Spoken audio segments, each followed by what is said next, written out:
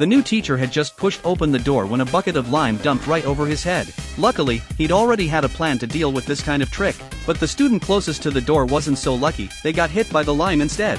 David was just about to fix his messy hair when the students below started setting off confetti cannons. Scared out of his wits, David jumped up in shock.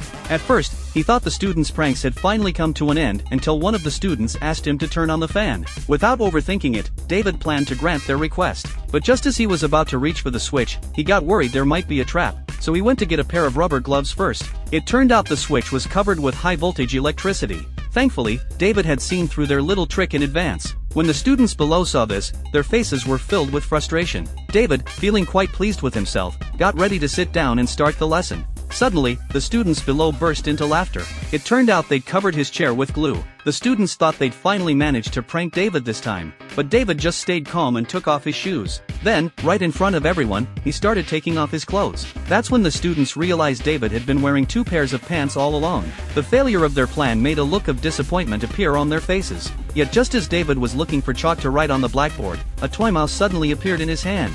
Frightened, he jumped up immediately. When the students laughed and told him it was just a toy, David had already handed a real mouse to one of the students. In an instant, the students were so scared that they ran out of the classroom.